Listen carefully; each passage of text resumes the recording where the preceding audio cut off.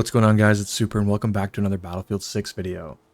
So Battlefield 6 has now been out for a week, and to be honest, I'm having so much fun playing it. The game looks good, feels good, and it's just so much fun to actually play a good Battlefield game again. With that being said, now that we've actually had time to play the game, there are a few problems that have come up, and in this video I sort of want to address some of those issues. Now, it's not new for a Battlefield game to be released with a bunch of issues, but I think a lot of these issues can be easily fixed, and a lot of people are overreacting about them, but some of them are pretty reasonable to be upset about. First things first is, welcome to Bloomelfield, and honestly, this is the biggest issue of the game so far, which is the bloom or the bloom bug. Now, there has been a post about it, stating that Battlefield is aware of the bloom issue. Now, it's actually two bugs that coincide together, which is actually making it worse than it actually is. Now, if you remember in the beta, it felt like this issue wasn't really an issue at all, except for there was a bug when you were sliding and coming out of a slide, there was a lot of bloom. That's been fixed for the full game, but there is a new one. And you've probably felt it, especially if you're using an AR or a carbine. It just feels like you can't shoot anyone, even close range. Like, it just feels like your bullets are going haywire. Tactical Brett posted a video on Twitter about it, just showing what it looks like to a pretty extreme extent. And I think most people can agree that that's the sentiment that they're feeling right now about the game, is that the gunplay doesn't feel as good as it did in the beta. Now, Florian, a game designer for Battlefield 6, actually states that they are aware of the problem and that they have a solution and they're working on a patch for it, which is good to hear. Now, I wish it would come fast. Obviously, we all would, because we want the game to feel better than it actually does. And, you know, the biggest part of the game is actually shooting people, and if that's sort of kind of not working how it's intended to, it kind of takes away from the game. And honestly, the most miserable part about this bug is the AR quests or tasks that you need 100 kills over 50 meters away. And to be honest, that is just something I'm not interested in doing. Secondly, which is not really that big of a deal, and it's not actually a gameplay bug, but it's sort of a moral problem, I guess you could say.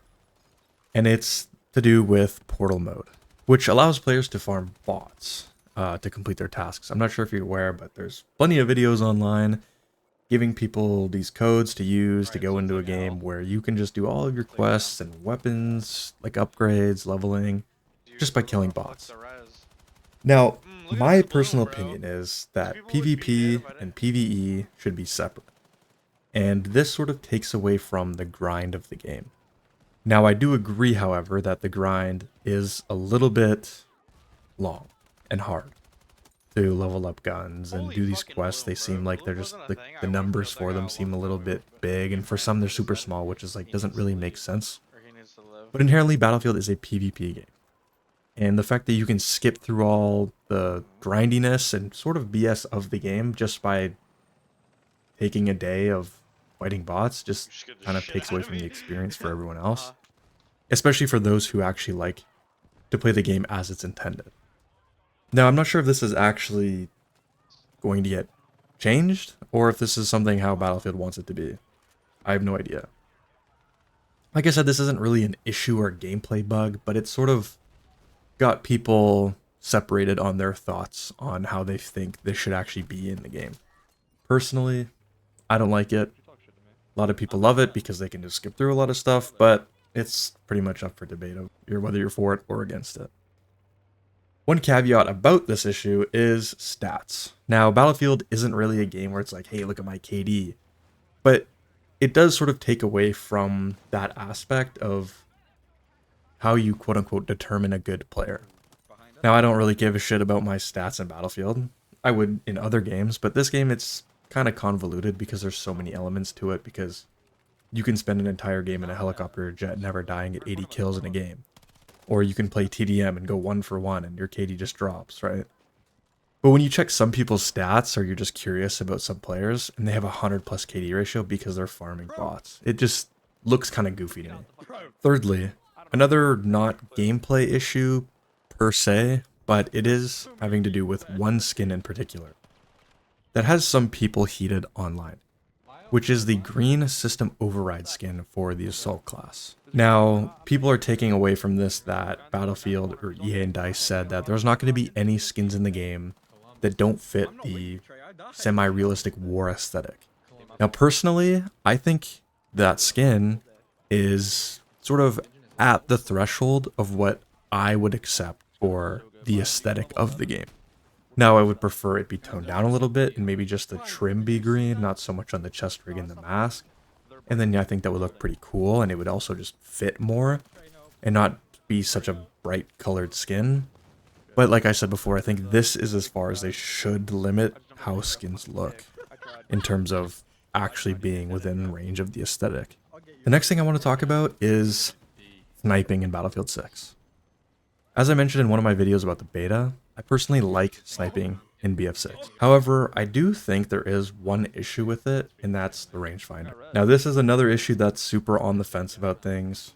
You either love it or you hate it. And I lean towards the hate side. The rangefinder has been an attachment you can put on snipers since, I think, Battlefield 3.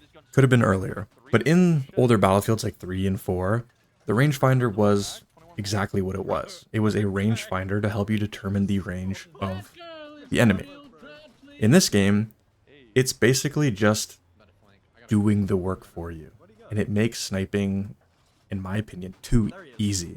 Before, you'd play on a large map and you'd see maybe 1 or 2 people sniping from super far out with a rangefinder zeroing their weapons, boom, get a 1,000 meter headshot. And you'd be like, wow, that's a nice shot from that guy. Now it feels like there's 20 out of 32 people on the enemy team, just you see glints all over the side of a mountain and they're just trying to max range snipe you. And it's easy because they literally don't have to adjust for anything because the rangefinder will do it. And I think another part of it that's sort of ugly about the situation is the amount of tips and trick TikToks and shorts I've seen of like these COD style videos of like, hey everyone, look at this, you can do all these settings for Battlefield 6 and making sniping easier. And I think it's sort of pulling away from Battlefield's identity a little bit. Now, this could just be nitpicking, and it's sort of whatever, content creators will do what they want. But it is a little bit ruining the art of sniping in Battlefield. And it's sort of unfortunate because sniping does feel good. It has that satisfying tick that it itches, you know what I mean? Like when you get a headshot, the loud ping sound feels really good.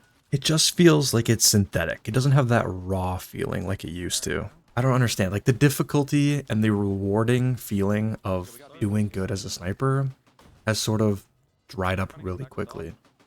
Not just for me, for a lot of people. Now, the clips you see are really sick that people are able to do, but it doesn't really feel like Battlefield when it comes to that respect. Another part about this issue that I can understand why people are abusing it is the quest that you need to unlock the last sniper, where you need 150 kills over 200 meters. Now, understandably why people are doing this is to make it easier because that number is just crazy big. And there are not a lot of spots on the map you can sit to get 200 meter kills effectively. For me, I'm probably not even able to do this. It's going to take me a few months at least because I just refuse to do this exploit, I guess you would call it, or play against bots because I just feel like it's taking away from the game. And the fact that this is in there is it's alleviating some of the pressure of trying to get this task done, but it's miserable. And I think this also has to do with the progression system of the game and the need to sort of reduce these numbers a little bit for some of the quests.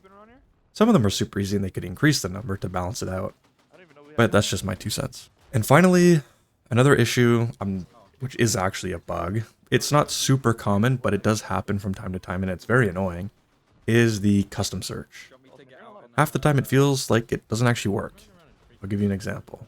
The other day I was trying to do some of the quests that are for the smaller game modes, like Domination, King of the Hill, TDM, Squad Deathmatch.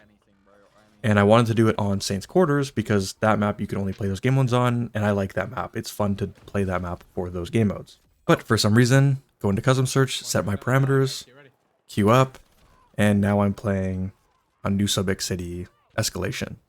I back out, try it again, and now I'm on Liberation playing Conquest. It like just bugs out sometimes and it's kind of annoying because then eventually it's like you have to just give up and just end up just playing the game another way and not do those quests and wait till another time when it doesn't actually bug out.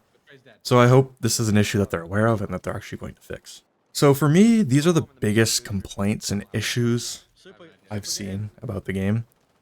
Obviously, you can't please everyone with everything. A lot of people don't like the maps, or a lot of people don't like the guns.